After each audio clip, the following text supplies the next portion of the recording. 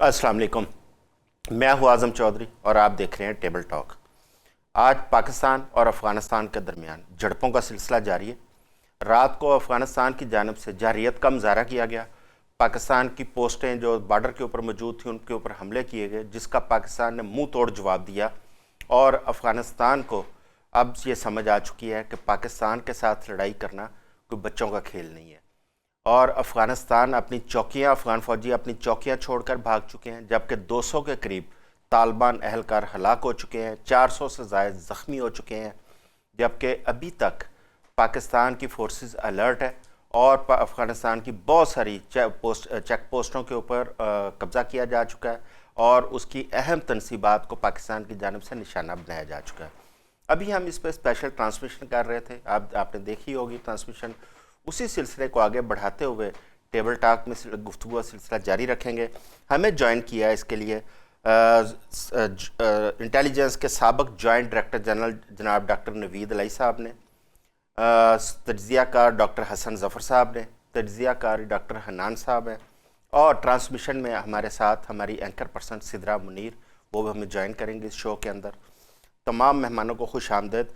Doctor नवीज़ अलई साहब, मैं आपसे शुरू करता हूँ। अफ़गानिस्तान के अंदर इतनी हिम्मत कैसे आई कि उसने पाकिस्तान की चेक पोस्टों पर हमला कर दिया? जी बहुत शुक्रिया।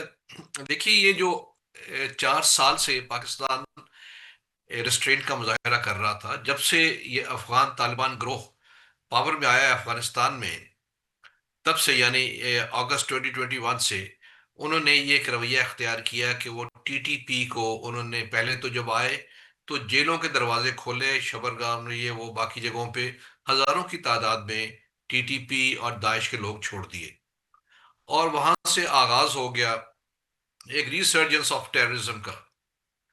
तो अब वो देखिए, ये हमें अपनी भी गलतियां जो है तस्लीम करनी चाहिए कि जब अमेरिका ने इन पे हमला किया तो ये 2-4 रोज में ही बॉम्बिंग के नतीजे में दौड़ पड़े। और दौड़ के कहाँ पे आए? पाकिस्तान। पाकिस्तान में। अगर पाकिस्तान उनको उस वक्त पनाह ना देता तो ये 6 माह में, 1 साल में इनका हमेशा के लिए खत्म कर दिया जाता इनको। तो बहरहाल वो जो गलती की वो आहिस्ता आहिस्ता वो वापस आ गए और यहाँ पावर में आके उन्होंने टीटीपी के साथ मिलके हमें जो है वजिश करना शुरू किया। हमारी दरखास्तें, हमारे मुतालबात, बेशुमार मुतालबात हमने किए। मेरा ख्याल है 15 के करीब डेलीगेशंस हमने भेजे, उलमा से लेके डिप्टी प्राइम मिनिस्टर तक इनके पास। तो वो हमारी इस चीज को शायद लीनियंट समझते रहे कि पाकिस्तान को बस इस तरह ही हम ब्लीड करने की कोशिश करेंगे। अगरचे वो बखूबी आगाह है अपनी पावर का भी और हमारी पावर का भी, लेकिन उन्होंने जहन में कई दफा फतूर होता है। वो तो एक रैग टैग फोर्स है और पाकिस्तान की माशाल्लाह जो है एक फुल फ्लेज फोर्स है जहां पे आर्टिलरी, इन्फेंट्री और एयरफोर्स सबकी मदद हासिल होती है। तो उनका तो कोई कंपैरिजन बनता नहीं था। लेकिन पाकिस्तान ने सिर्फ हमसाया मुल्क समझते हुए, अपने दो लोग समझते हुए रिस्ट्रेंट का मुजाहरा किया।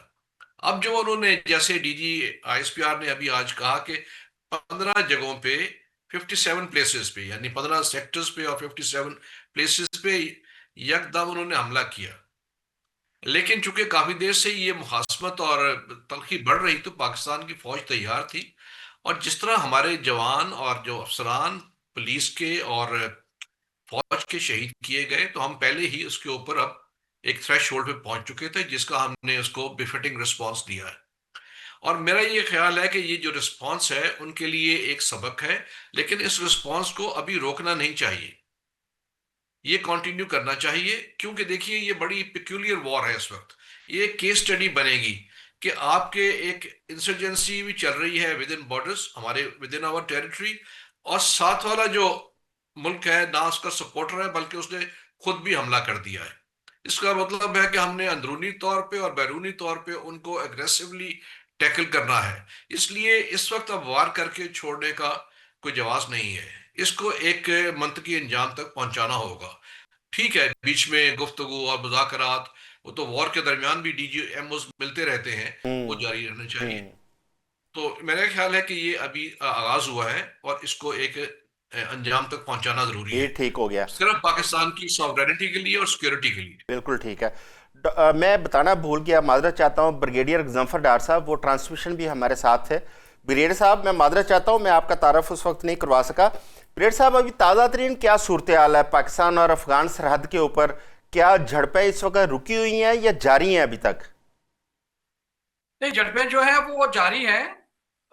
जो कल की इंटेंसिटी थी उतनी इंटेंसिटी तो नहीं है, लेकिन ये जारी है और ये जारी रहेगी।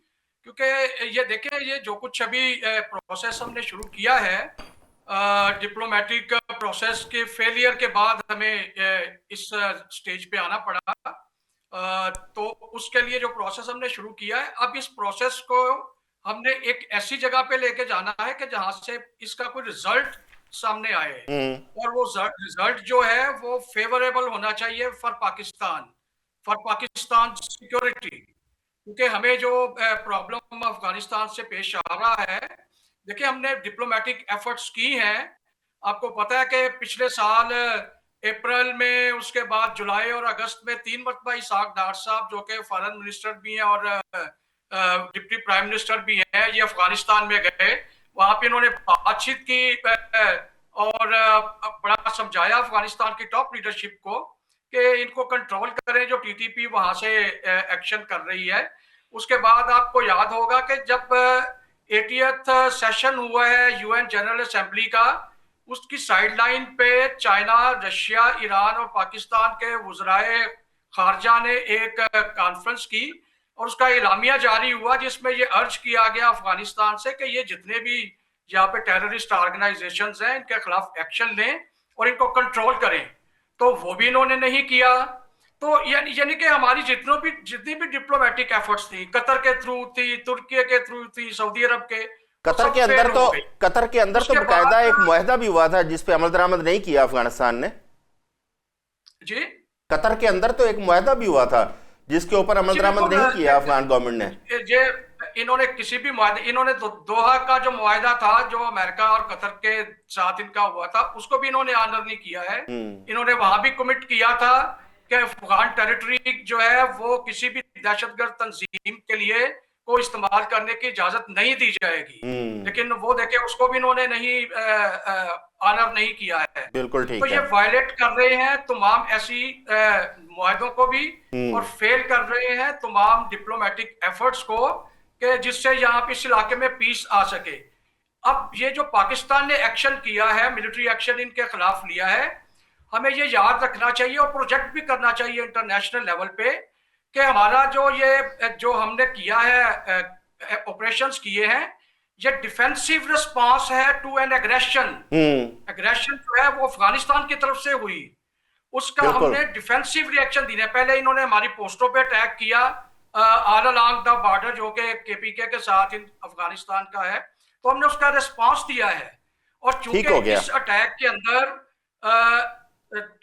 जो टीटीपी के खवारिज हैं वो और अफगान तालिबान दोनों शामिल थे, लिहाजा अफगानिस्तान के जितने भी मिलिट्री टारगेट्स थे वो हमारे लिए लेजिटिमेट टारगेट बन गए। ठीक हो लिहाजा गया। हमने उनके हेडक्वार्टर्स पे, हमने उनके कमांड एंड कंट्रोल सेंटर्स पे, हमने उनके जो कोर हेडक्वार्टर्स थे, उनके एमुनिशन के डंप्स थे, पेट्रोल के डंप्स थे, लॉजिस्टिक्स की जितनी भी इंस्टॉलेशन मिलिट्री रिलेटेड थी, उन सब पे अटैक किए हैं। बिल्कुल और ठीक है। हमारे की जो एक बड़ी इंपॉर्टेंट डॉक्टर चीज है नोट करने डॉक्टर वाली, हसन जफर वो साहब, ये है कि हमने मिलिट्री टारगेट्स को।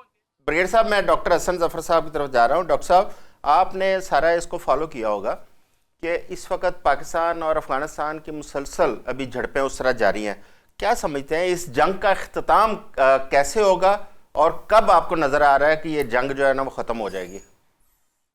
मेरे दिमाग में भी यही सवाल है कि अख्तिताम कैसे होगा और कहाँ होगा। उसके लिए हमें गवर्नमेंट की तरफ से क्लियर स्टेटमेंट और पॉलिसी चाहिए कि इसमें जो रात हमने कैंपेन की है उसमें इनके टेरर हाइडआउट्स डिस्ट्रॉय करना मकसद था, इनको एक मैसेज देना मकसद था।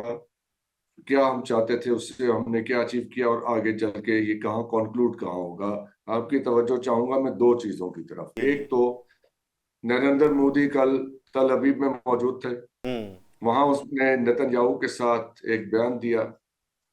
उन्होंने कहा कि हम अफगानिस्तान को रीबिल्ड करेंगे और अफगानिस्तान में जो क्रॉस बॉर्डर टेररिज्म अफगानिस्तान में हो रहा है, हम उसमें माय फ्रेंड हैबतुल्लाह, मोदी के अल्फाज है, माय फ्रेंड हैबतुल्लाह, हम उसको सपोर्ट करेंगे। अब नेतन्याहू और मोदी हैबतुल्लाह के बडीज हैं। उन्होंने खुद कहा तल अवीव में, इसराइल से ये स्टेटमेंट आई, जॉइंट स्टेटमेंट थी।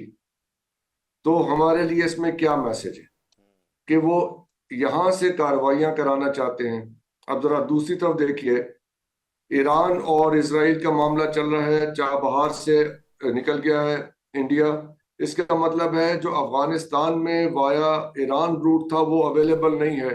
तो ये जो रीबिल्ड करना चाहते हैं और उनको जाके सपोर्ट देना चाहते हैं, वो सपोर्ट अब कौन से लैंड रूट से आएगी? वो लैंड रूट अब कौन सा बॉर्डरिंग मुल्क जो है वो प्रोवाइड करेगा इन दोनों को, या एयर ड्रॉप करेंगे वो हेल्प मिले?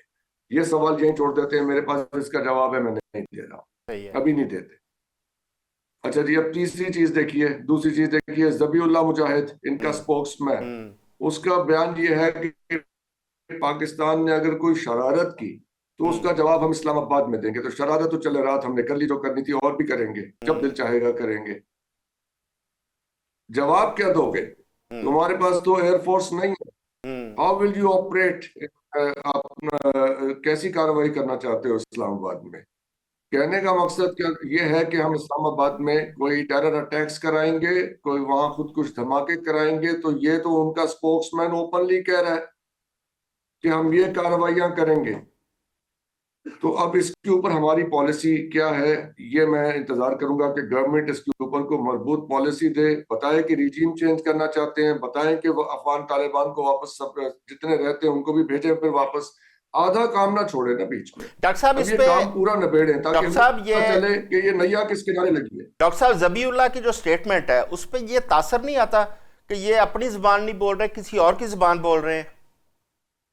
तासुर जो मर्जी लें, उसने एक ऑफिशियल स्टेट, उनका स्पोक्समैन है, उसने तो खुलेआम आपको धमकी दी है टेरर अटैक्स कराने की। जी जी। इसके बाद कौन सी गुंजाइश है? फिर वो ये भी कह रहा है कि जी हम तो बातचीत करने के लिए तैयार हैं, हमसे बातचीत नहीं करते। तुमसे तो 3 दफा बातचीत करने गए हैं वहां पे, चले, तुम मैं मिलते नहीं थे। डॉक्टर हनान चाइनीज साहब को बीच भी में पड़े, डॉक्टर हनान साहब को भी शामिल करते चौधरी हैं साहब, इस ये गुफ्तगू में। चाइनीज बीच में पड़े, उन्होंने इसहाक डार साहब की इनसे मुलाकात कराई, ये तो हाथ मिलाने को तैयार नहीं थे। बिल्कुल ठीक ये है। इस कदर झूठे और मक्कार लोग हैं, डॉक्टर हनान साहब ये इस अपने कहे वक्त हुए से पीछे हट जाते हैं। डॉक्टर साहब, मैं डॉक्टर हनान साहब की तरफ। डॉक्टर हनान साहब, इस वक्त दुनिया भर में एक जंग जारी है। आप देखें, अभी रशिया और यूक्रेन की जंग ख़त्म नहीं हुई थी, और उसके बाद इजराइल ईरान की शुरू हुई, उसके बाद अमेरिका ने ईरान के ऊपर इस वक्त चढ़ाई कर रखी है, आज पाकिस्तान अफगानिस्तान की जंग शुरू हो गई है। आप क्या देख रहे हैं पूरी दुनिया के ऊपर इन जंगों के क्या असरात आ रहे हैं, और इन जंगों का क्या खात्मा हो सकता है? क्योंकि एक तरफ तो सदर ट्रंप कहते हैं कि वो अमन के सदर हैं, वो अमन लेके आना चाहते हैं, जंगों के खिलाफ है, लेकिन जब से वो आए हैं पूरी दुनिया के अंदर जंगें जारी हैं। आप इसको किस तरह देखते हैं? थैंक यू वेरी मच, बड़ी मेहरबानी। देखिए, उस पर डोनाल्ड ट्रंप साहब ने जब ये आए हैं पावर में, इन्होंने शुरू में एक स्टांस लिया था कि हम जो है ना पूरी दुनिया में जंगें खत्म करवाएंगे और जो है ना सारे कंट्रीज को मिलकर इसको सॉर्ट आउट करेंगे प्रॉब्लम्स को। पर उनको नाकामी हुई है यूक्रेन के अंदर, और उन्होंने इसराइल के हाथ में हद तक उन्होंने कुछ कामयाबी उन्होंने समेटी उस हवाले से।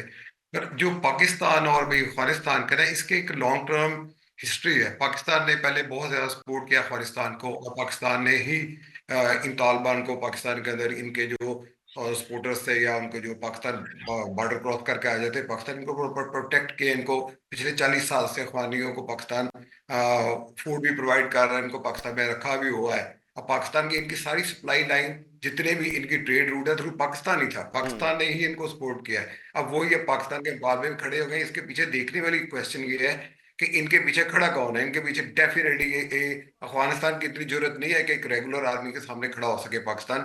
इसके पीछे इंडिया और इसराइल का हाथ मौजूद है। अब ग्लोबल गेम को अगर देखें तो डोनाल्ड ट्रंप के मफाद में क्या है? डोनाल्ड ट्रंप के मफाद में यही है कि पाकिस्तान के साथ स्टैंड करे, क्योंकि ये तालिबान जो इस वक्त अफगानिस्तान में है, they are not American friends. America को वहां से निकलना पड़ा है। अमेरिका मिलग्राम जो उनकी बेस है, उसको अमेरिका ने दोबारा भी रिटेन करने की कोशिश की है। अमेरिका के जेर में अगर पाकिस्तान अमेरिका के बिहार के ऊपर फ्रंट के ऊपर अगर आ जाता है या लड़ रहा है पाकिस्तान, तो अमेरिका तो पाकिस्तान के लिए सपोर्ट करेगा, पहली बात है। पाकिस्तान ने तुर्किया, ईरान और उसके पहले कतर, पाकिस्तान ने डिप्लोमेटिक एफर्ट्स भी यूज किए, पर ये लातों के भूत बातों से नहीं मानते। तो मैं समझता हूँ कि पाकिस्तान को इस जंग को कंक्लूड करना चाहिए। ये आप अगर कहें ना कि गवर्नमेंट ऑफ पाकिस्तान को क्लियर पॉलिसी के साथ आए, government of Pakistan clear policy के साथ है, but it will take at least 6 to 8 month। ये आप समझें कि अच्छा। इससे पहले ये खत्म होने वाला काम नहीं है, क्योंकि ये जो टेररिस्ट होते हैं ना, ये रीग्रुपिंग करते हैं। हाँ। पाकिस्तान ने बम वाले इनके वो अड्डे तबाह कर दिए डिफरेंट जगहों पे इनको, ये अब सारे स्कैटर्ड हो गए हैं, ये दोबारा रीग्रुप करेंगे।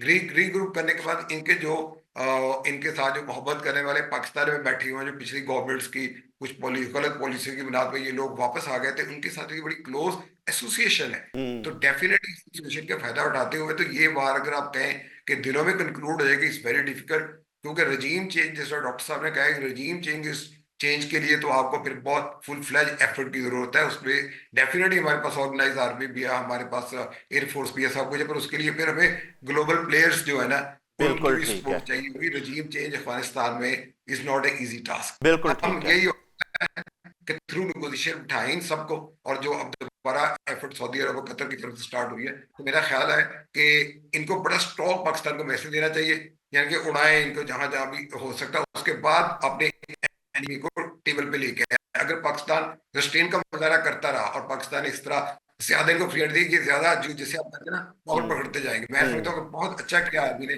बहुत स्ट्रॉन्ग मैसेज दिया। 200-400 हज़ार बंदा मारना that is not an issue. Pakistan को बड़ा ठीक है। स्ट्रॉन्ग एक्शन लेने की जरूरत है इसके ऊपर। बिल्कुल और ठीक है। जो अपनी यहाँ सालमियत पे के लिए पाकिस्तान के अंदर चौधरी साहब, मैं यहाँ पे बात करना चाहता हूँ, जो लोग पाकिस्तान में उनको सपोर्ट कर रहे हैं भाई, उनको भी लटकाएं, बिल्कुल ना ठीक है। छोड़ें। बिल्कुल उसकी ठीक वजह है। ये फिर ये डिमोरलाइज होगा, क्योंकि इनके पास रेगुलर आर्मी तो है नहीं है। ये हमेशा से ही ऐसे चलेंगे कि ये रीग्रुपिंग दोबारा करेंगे, अटैक करेंगे, फिर रिट्रीट कर जाएंगे। तो हमें बिल्कुल ठीक है। हमें अपनी अपनी एक सालमियत को यकीनी बनाने के लिए इंतहाई इकदाम से गुरेज नहीं करना चाहिए। सिदरा, हमने 20 साल अफ़गान रेफ्यूजीज़ को यहाँ पे संभाला, उनकी हिफाजत की। 20 साल नहीं बल्कि 40 साल संभाला 20 लाख अफ़गानियों को, लेकिन उन्हें बिल्कुल ख्याल नहीं आया जब पाकिस्तान के हवाले से उनके आप जज्बात देखें और पाकिस्तान की जारहियत उनकी देखें पाकिस्तान के हवाले से। आप क्या समझती हैं, अगर किसी पर नेकी की जाए तो उससे इतना भी आप तवक्को कर सकते हैं? आज़म साहब, ये जो आपने मेरी तरफ सवाल किया है, माशाल्लाह आप बहुत सीनियर जर्नलिस्ट, हमारे और जितने भी हमारे पैनलिस्ट हैं बहुत सीनियर लोग हैं, और आप सबके सामने बैठकर अपना पॉइंट ऑफ व्यू देना, यकीनी तौर पर मैं खुद को बहुत ही नाबालिग महसूस कर रही हूँ। लेकिन जो 2-4 चीज़ें मेरे जहन में आ रही हैं, इस पे तो हम मुसलसल बात करते हैं, हम क्रिकेट की बात करते हैं, अफगानिस्तान के साथ कोई नहीं खेलता था, हमने खेला। अमेरिका ने हमला किया, उनके पास रहने की जगह नहीं थी, हमने अपने घर में उनको रखा। लेकिन वही बात है कि जिससे नेकी करनी है उसके शर से बचना है, और वो शर आज हम देख रहे हैं। एक तो सर मेरे जहन में ये सवाल आ रहा है, सदर ट्रंप कहाँ पर है? सुबह से ये जंग चल रही है, मतलब अफगानिस्तान की जानिब से तो जो भी किया जा रहा है वो मुसलसल हम देख रहे हैं। इस्लामाबाद पर अटैक है तो वो हमें पता है कि चंद रोज पहले भी एक इमाम बारगाह को निशाना बनाया गया। फौरन क्रेडिट के लिए आ जाते थे जंग रुकवाने के लिए। क्रेडिट के लिए क्या सर, वो नोबेल का पीस अवार्ड चाहते हैं वो। मुझे समझ नहीं आ रही कि उनकी खामोशी इस वक्त क्यों है। इट्स टू लॉन्ग कि पूरा दिन गुजर गया है, लेकिन वहां से खामोशी क्यों है? और दूसरा एक और बड़ा अहम पॉइंट कि अफगानिस्तान को जो फंडिंग, एक तो हम देखते हैं कि भारत है जो कि पुष्ट पनाही कर रहा है, क्योंकि भारत हमारा रवायती हरीफ हमेशा से रहा, हमारा दुश्मन रहा। उसने अफगानिस्तान को अपना एक पपेट बना लिया, पीछे से डोरियां हिला रहे हैं। लेकिन सर पीछे कुछ और पसे पर्दा ममालिक भी मौजूद हैं जो कि फंडिंग कर रही हैं।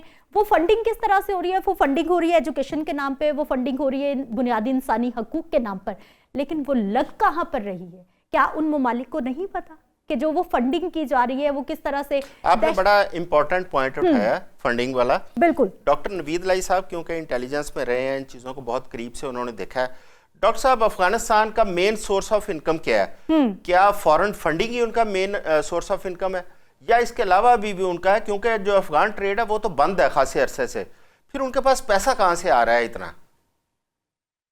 जी देखिए, एक तो पहले बड़ा वो ओपन बात है कि $45 मिलियन तो अमेरिका दे रहा था। शायद अभी रिसेंटली कांग्रेस ने उस पर कोई पाबंदी लगाई है, मुझे नहीं मालूम कि इस महीने वो उनका ट्रांश आया कि नहीं। तो उनको वहां से फंडिंग तो वहां से हो रही थी।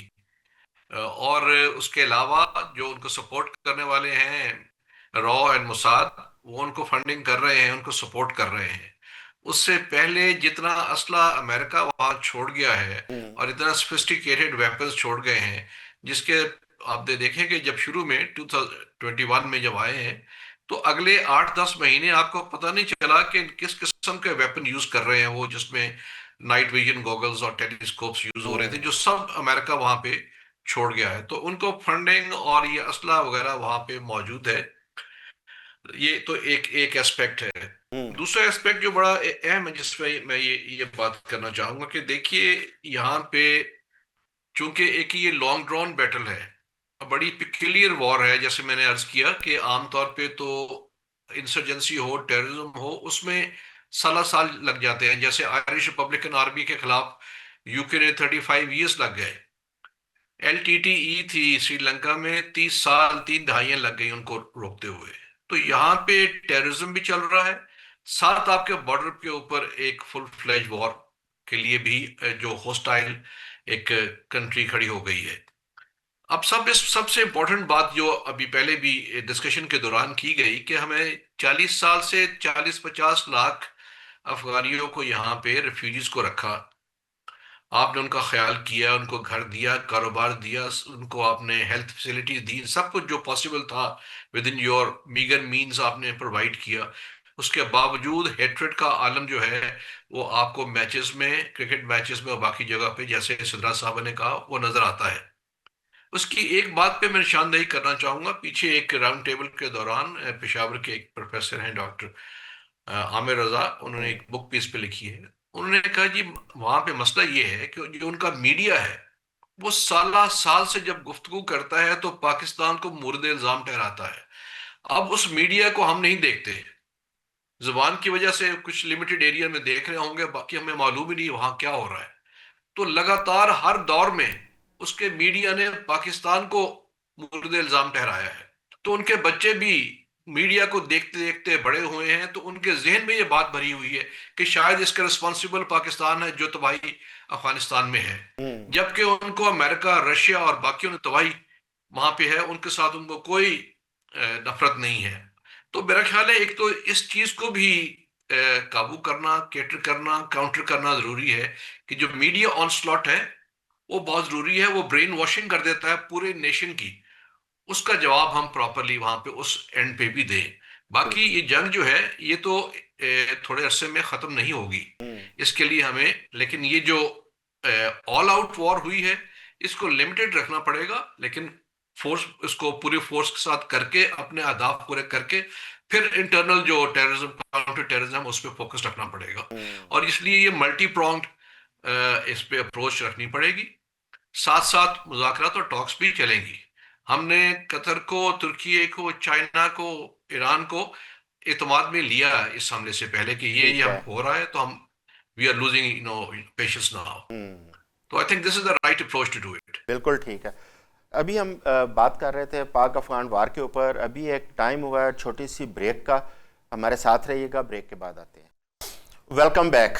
मैं ब्रिगेडियर जफर साहब, जहाँ तक अफ़गानिस्तान की जो वार कैपेसिटी का मामला है वो तो सबके सामने है। उसकी जो उसके पास अफवाज हैं या जो उसकी इस वक्त उसके पास असला बारूद उसके पास मौजूद है, वो किसी से ढका छुपा नहीं है। तो क्या लगता है, जिस तरह फोर्सिंग किया जा रहा है कि ये जंग जल्दी ख़त्म नहीं होगी, तो क्या लगता है कि ये अफ़गान हुकूमत सारा दहशत गर्दी पे इन्हिसार करेगी फिर? अफगानिस्तान के अंदर जो टेररिस्ट का टोटल नंबर है, अगर हम अफगान तालिबान को भी उसके अंदर शामिल कर लें तो ये कोई तकरीबन 80,000 से 1 लाख के करीब है। वाह। जिसमें अलकायदा भी है, जिसमें अफगान तालिबान भी है, टीटीपी के खवारिज भी हैं, एतिम भी है, अलकायदा भी है, ये सब मिला के। बट हमें हर बंदे के पीछे तो नहीं जाना है। हमें इस वक्त ये करना चाहिए कि हमें अफगानिस्तान को अनएक्सेप्टेबल डैमेज जो है वो देना चाहिए। यानी कि हमें कास्ट ऑफ देयर डूइंग जो है, जो वो पाकिस्तान के साथ करने की कोशिश कर रहे हैं, वो कास्ट ऑफ देयर एक्शन हमें बढ़ा देनी चाहिए इतनी कि वो उनके लिए अनएक्सेप्टेबल हो जाए। उसके लिए बेहतर है ये, चूंकि ईस्टर्न अफगानिस्तान जो है ये ज्यादा इसमें पाकिस्तान के खिलाफ यहाँ से जो सब कुछ होता है, तो इसके अंदर जो क्रिटिकल इंफ्रास्ट्रक्चर है, जो मूवमेंट को, लॉजिस्टिक्स को इनकी सपोर्ट करती है, डिस्ट्रॉय करें हम उसको, इनके एमुनिशन डंप्स को डिस्ट्रॉय करें, यानी कि इनकी जो वार फाइटिंग कैपेबिलिटी है हम उसको डेसिमेट करें, उसको डिस्ट्रॉय करें। हमें हर बंदे के पीछे जाने की जरूरत नहीं है। फिर ये है कि हमें जो इनकी टॉप लीडरशिप है, हमें we should keep them on the run और उनको एंगेज करें, उनको लोकेट करें। हमारी इंटेलिजेंस इतनी तेज होनी चाहिए कि हम उनको रेस्ट ना करने दें, and we should go after them wherever they go. लेकिन इसके ब्रिगेडियर साहब इसके पैरेलल जो टेररिस्ट ऑर्गेनाइजेशंस है वहां पे, उनको भी साथ साथ कैटर करने की जरूरत नहीं है? बिल्कुल, definitely we should not leave everyone anyone. उसकी वजह है ये देखिए, इतनी ज्यादा जो टेररिस्ट ऑर्गेनाइजेशंस अफगानिस्तान में जमा हो रही हैं, इसका मतलब है कि ये एक हब बन रहा है इंटरनेशनल टेररिज्म का। और अगर अफगानिस्तान हमारी बात नहीं मान रहा, हमारी डिप्लोमेटिक एफर्ट्स कोई रिजल्ट नहीं दे रही, हमने उन पे अटैक भी किए हैं, अगरचे इतनी इंटेंसिटी से नहीं किए, लेकिन जो भी किए हैं उनका रिजल्ट नहीं निकला। तो अगर वो रिस्पॉन्ड नहीं कर रहे, इतने जो अभी तक डैमेज हुआ है, इसका मतलब है कि वो किसी एजेंडा को फॉलो कर रहे हैं और वो उस एजेंडा के लिए जितनी कास्ट अभी तक हमने उन पे इम्पोज की है वो पे करने के लिए तैयार हैं। बिल्कुल ठीक है। तो हमने आइडेंटिफाई तो कर लिया कि वो एजेंडा क्या है। वो एजेंडा है कि इस पूरे रीजन को, सेंट्रल एशिया, ये पाकिस्तान, उसके साथ चाइना और जितनी ये मुस्लिम वर्ल्ड बनती है वेस्ट एशिया मिला के, इसको डिस्टेबलाइज रखना है। बिल्कुल ठीक है, क्योंकि इसके अंदर चाइना की इनग्रेस हो रही है। अब इस रीजन को चाइना जो है वो इकोनॉमिकली डोमिनेट कर रहा है, लेकिन इसको अमेरिका जो है वो मिलिटरीली डोमिनेट कर रहा है। ये ठीक हो गया। तो डॉक्टर कंफर्टेबल है कि वो इसको मिलिटरीली डोमिनेट करे। जी ठीक तो है। ये ग्रेट गेम यहाँ पे चल रही है। इस ग्रेट गेम में चूंकि एक एजेंडा तालिबान को भी मिला हुआ है, अफगानिस्तान के तालिबान को, इसलिए वो हमारी छोटी मोटी मिलिट्री एफर्ट से वो इम्प्रेस नहीं होंगे। We have to increase the cost. जब हम कास्ट को इंक्रीज करेंगे तो आई एम श्योर कि हम एक ऐसे थ्रेशोल्ड को टच करने में कामयाब हो जाएंगे जो अफगान तालिबान का पेन थ्रेशोल्ड है, और उस थ्रेशोल्ड पे फिर वो हमें पॉजिटिवली रिस्पॉन्ड करेंगे। बिल्कुल ठीक है। ये जो चीज है इसके लिए डिटरमिन्ड एफर्ट चाहिए। डॉक्टर हसन जफर साहब, जिस तरह अफगानिस्तान में तालिबान की जो रजीम है, इसके बारे में कहा जाता है कि ये बड़े एक महदूद सा हिस्सा है अफगानिस्तान का जहां पर ये काबिज है। अफगानिस्तान के अंदर दीगर जो पार्टियां वो भी तो मौजूद थी जिनके ऊपर इन्होंने बैन लगा रखा है। क्या ये बेहतर नहीं होगा कि पाकिस्तान उन जो इनके तालिबान रजीम के खिलाफ जो पॉलिटिकल पार्टीज हैं उनको भी साथ एंगेज करे? जी जी, बहुत इंपॉर्टेंट बात है। वॉर लॉर्ड्स हैं वहां पे कोई 160 के करीब, ब्रिगेडियर साहब बेहतर बता सकेंगे एग्जैक्ट नंबर, लेकिन 160 के करीब वॉर लॉर्ड्स हैं। एक ग्रुप जो है, बल्कि 3-4 ग्रुपों ने मिलके काबुल में हुकूमत बना रखी है। इनके ऊपर तो कोई अटैक नहीं हुआ काबुल में, तो इसका मतलब है कि वो सारे वॉर लॉर्ड्स ऑन बोर्ड हैं। अगर टीटीपी काबुल पे भी अटैक कर रही होती तो हम मान लेते कि ये भी विक्टिम्स हैं और हम भी विक्टिम्स हैं। तो ये सारे आई वॉश हैं, बेकार की बातें हैं कि जी ये मुत्तकी साहब ये तो बैठ के बता रहे थे कि जी इंडिया में बैठ के बता रहे थे कि हमारा काबुल तो इस कदर पुरअमन है, रात के 1-2 बजे लड़कियां वहां सड़कों पे फिरती हैं, हमारा अपना कल्चर है। तो भाई तुम्हारे यहाँ अगर इस कदर अमनो अमान और शांति है तो फिर ये नरेंद्र मोदी वहां जाके क्यों बता रहा था ये इसराइल में कि जी वहां टेरर अटैक्स होते हैं काबुल में? कोई एक बात तो सीधी हो ना। इनकी कोई बात ठीक नहीं है। इन शॉर्ट, इनका जरिया आमदन $40 लाख इनको मिलता है अमेरिका से, इंडिया से पेमेंट इन्हें होती है पर पर्सन, जो यहाँ पे इनके टीटीपी वाले लोग हैं। फिर ड्रग्स का काम ये करते हैं। सारे पाकिस्तान में 2 नंबर टायरों का, 2 नंबर चीजों का कारोबार इनके हाथ में था। जितने इनके ट्रक्स जाते थे, ये हर जगह पे इनके स्लीपर सेल्स बने हुए थे। शराब का कारोबार इनके जिम्मे है जी। ये इतनी इतनी बड़ी दाढ़ियां लेके तो सारे शहर में शराब सप्लाई करते हैं। बूट लैगर्स ये हैं। प्रोस्टिट्यूशन इनके जिम्मे है। कोई इंसानियत वाला काम है जो इन्होंने कभी किया है? जो दीन फैलाने आए हैं इस पूरे खित्ते के अंदर और पूरी दुनिया के अंदर, ये अपने गिरेबानों में तो झांक के देखें कि इनका जरिया माश क्या है, व्हाट डू दे सेल। फिर आ जाइए इनके एबेटर्स और इनके हमदर्दों की तरफ जो पाकिस्तान में भी मौजूद हैं, उनका जरिया माश क्या है? आज तक उन पे हाथ क्यों नहीं डाला गया? बिल्कुल सही है। Why are they above the law? ये तो सारे सवाल हैं। तो जब ये ऑपरेशन होगा तो ये सवाल तो हमारे साथ हैं, पूछे ना पूछे सवाल तो एग्जिस्ट करता है। जब तक वो 20 नकाती नेशनल एक्शन प्लान मदरसे रजिस्टर होने थे, थक गई हमारी जुबान उनका तस्करा करते करते। क्यों नहीं हो पाता ये काम यहाँ पे? क्या सियासी मजबूरियां हैं? सियासी मजबूरियां हैं तो इन्हें पैक करके घर भेजे, वो यहाँ पे गवर्नर राज लगाए, जिस सूबे में भी जरूरत है लगाएं, और इस काम को एक दफा once and for all settle करें। हमारे दोस्त यहाँ पे फरमा रहे हैं कि ये एक लंबी जंग है। क्या हम एक लंबी जंग ये लड़ने की पोजीशन में है? हम यहाँ पे अगले 20 साल के लिए एंगेज हो जाएं और यहाँ पीछे इंडिया इसराइल के साथ मिलकर एक और कार्रवाई हमारे मशरिक में कर दे? We need to finish this off fast. और उसके लिए जो भी इकदाम करने हैं, ब्रूटल इकदाम करने हैं, जैसे DGISPR साहब ने फरमाया कि वी डिड ब्रूटल ऑपरेशन। इस ब्रूटल ऑपरेशन को खुदारा यहाँ ना रोके। You do not leave it half cut it all the way down and cut it off.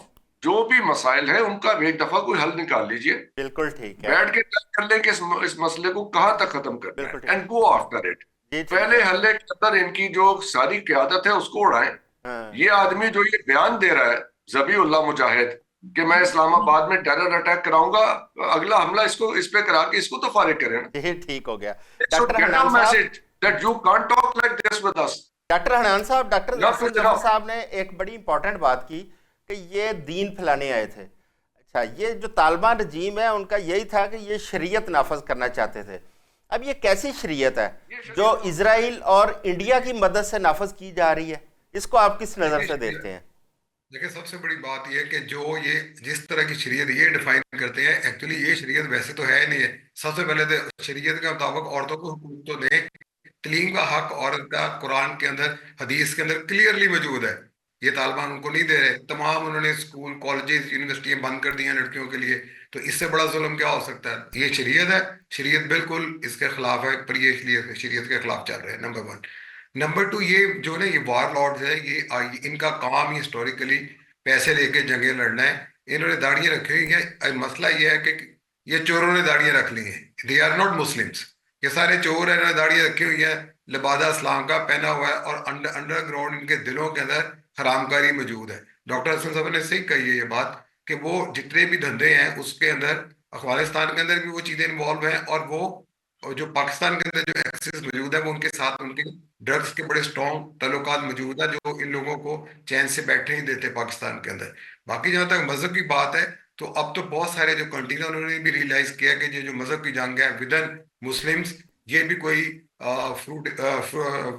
उससे कोई खास फ्रूट असल नहीं हुआ है। आप देखें, पहले सऊदीज की प्रॉक्सी थी तो वो इसको वहाबिज्म प्रमोट कर रहे थे, उधर जो ईरान था वो शिय्इज़्म प्रमोट कर रहा था, उसके तरफ फिर दूसरे सेक्ट्स आ गए। तो अब जो है ना इसकी पैराडाइम शिफ्ट हो गई है।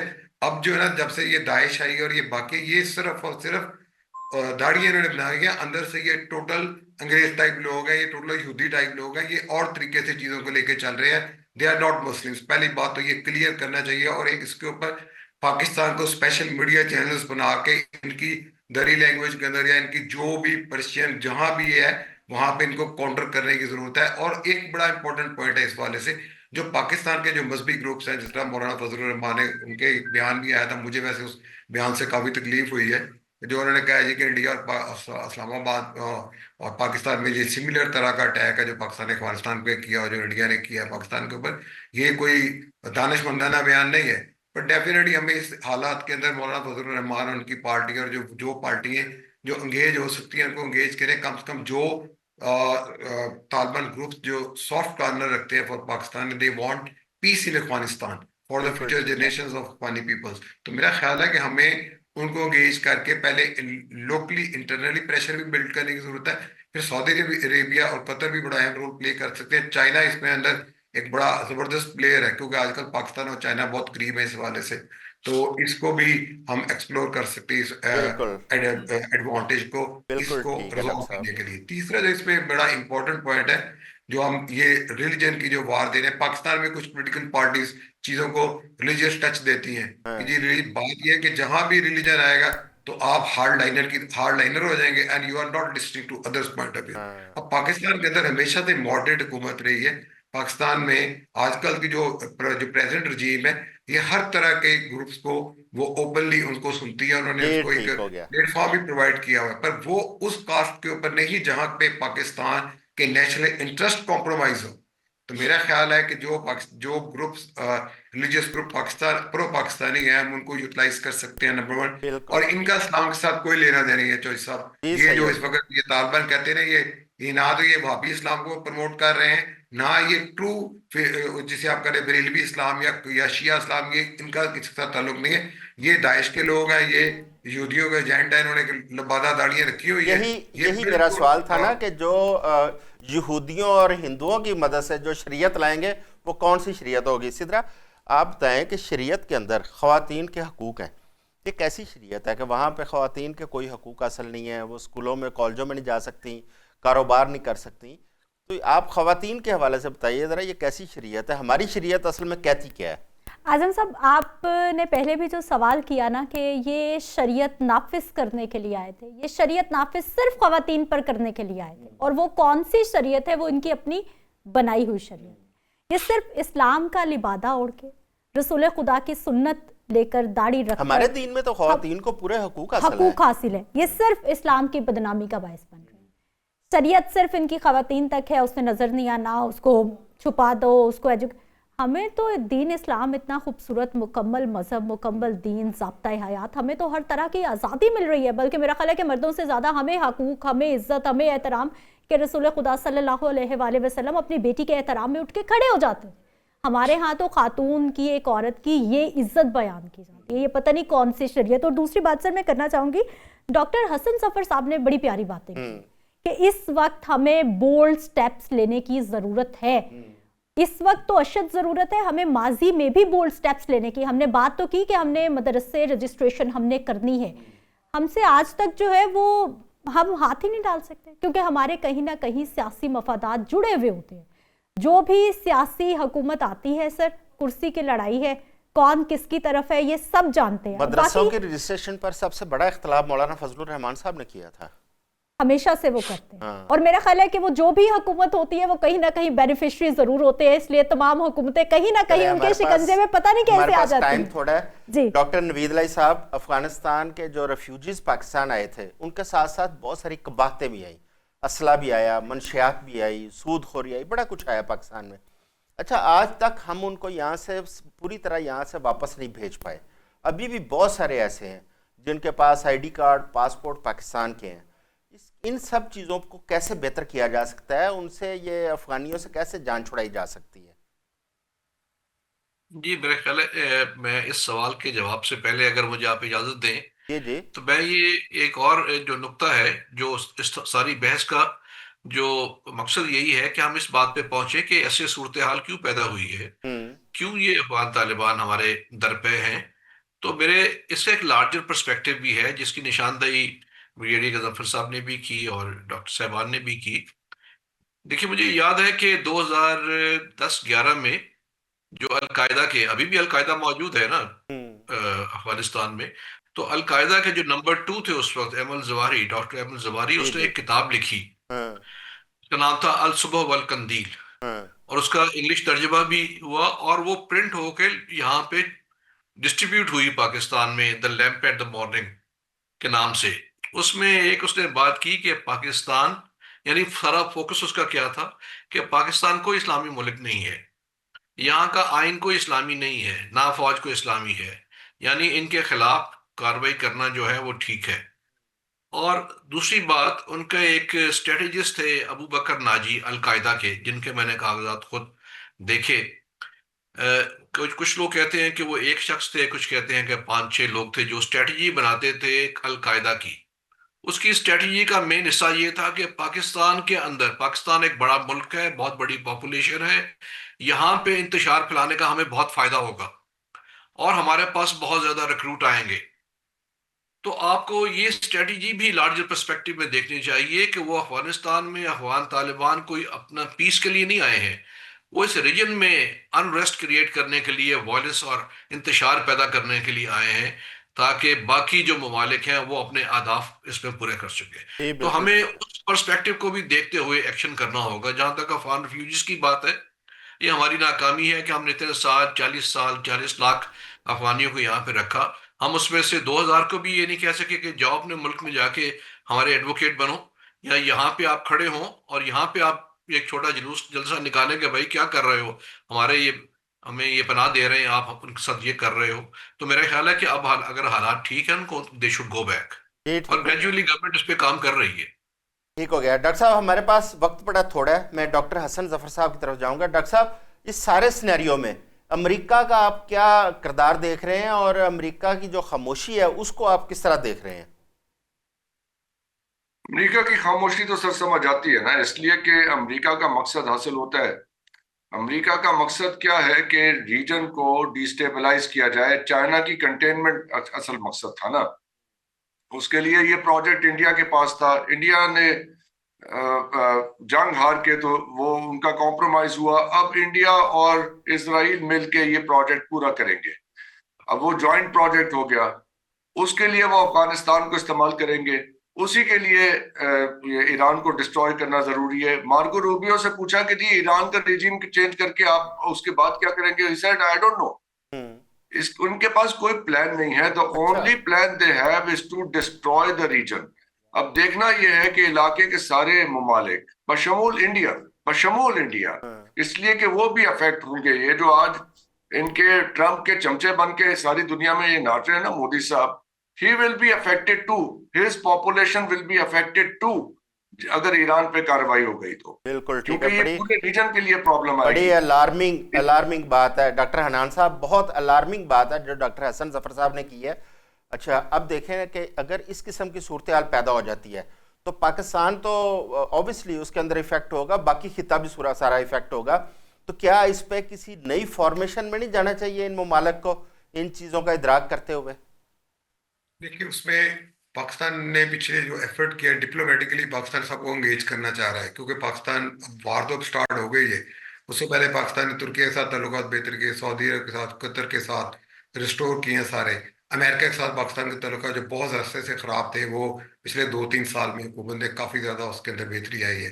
डॉक्टर साहब की बात तो दुरुस्त है कि उसके अंदर है ना, ये पूरा एक नेक्सिस है इंडिया का, इसराइल का, पीछे अमेरिका भी है। पर अमेरिका का एक प्रॉब्लम भी यहाँ पे ये है कि अमेरिका को, अगर अमेरिका ईरान के अंदर कोई एडवेंचरिज्म करता है, ईरान के पास भी मिसाइल है, टेक्नोलॉजी मौजूद है, पर उसके लिए पाकिस्तान को कॉन्फिडेंस पे लेना या पाकिस्तान को डिस्टेबलाइज करना इस वक्त अमेरिका के लार्जर इंटरेस्ट में नहीं है। प्रॉब्लम यह है कि अगर यहाँ पे भी वो आप समझें कि एंटी अमेरिकन सेंटीमेंट जो कि पब्लिक के अंदर तो मौजूद है, पर गवर्नमेंट अभी तक उनके साथ चल रही है, स्टार्ट होता है तो अमेरिका के लिए एक और मसला क्रिएट होगा।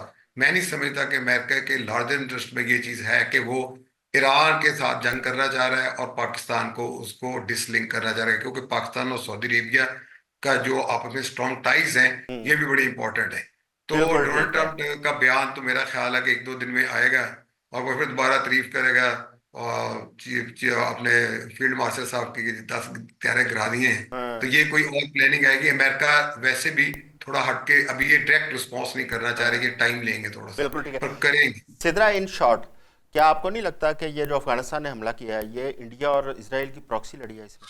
100% सर, ये तो कब से ही हम बात कर रहे हैं और आप बड़े बेहतर जानते हैं, इंडिया और इसराइल दोनों ही पाकिस्तान के दुश्मन और फेस आगे बनाया हुआ है। बराह रास्त जंग करके उन्होंने देख लिया और अब उन्होंने अफगानिस्तान लेकिन सर इतनी कमजोर प्रॉक्सी किसी और को कोशिश करते हैं ना। टाइम खत्म हो रहा है, मैं ब्रिगेडियर साहब की तरफ जाऊंगा। ब्रिगेडियर साहब, आज पाकिस्तान में हाई अलर्ट किया गया है, क्या आज फिर खदशा है कोई भरपूर किस्म की झड़पों का?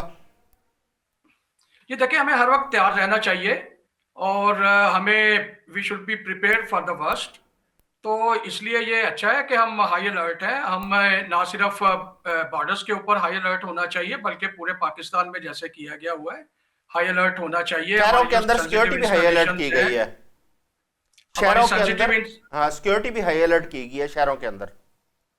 जी जी, हमारी सेंसिटिव इंस्टॉलेशंस जो है उन पे, और इस्लामाबाद हमारा जो कैपिटल सिटी है या प्रोविंशियल कैपिटल्स हैं बड़े शहरों में, हमें बड़ा अलर्ट रहने की जरूरत है ताकि कोई मिसचीफ जो है ये ना कर सके, क्योंकि जाहिर है इनके जो लोग हैं वो हर शहर में मौजूद हैं, तो ये कोई भी शरारत कर सकते हैं। We should be prepared for that. जी ठीक हो गया। मेरे पास एक न्यूज अपडेट है, जाने से पहले बता देता जी, जी, डॉक्टर हूँ। साहब। सेकंड वेव इन्होंने लॉन्च की है, राजा भी इत्तला है क्या? अफगानिस्तान की तरफ से। क्या क्या डॉक्टर साहब दोबारा बताइएगा प्लीज।